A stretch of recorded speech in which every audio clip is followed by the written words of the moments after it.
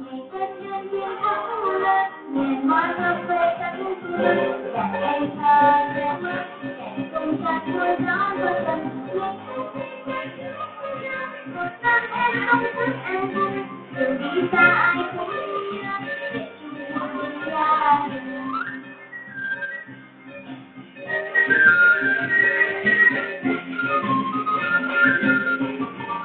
Câu của bạn này á, bỏ đâu đó cho nên lấy bỏ đây cây nào đó thôi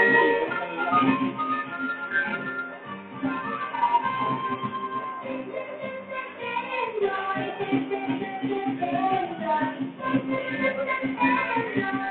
cũng có nó không bay anh em phải lấy khỏi mà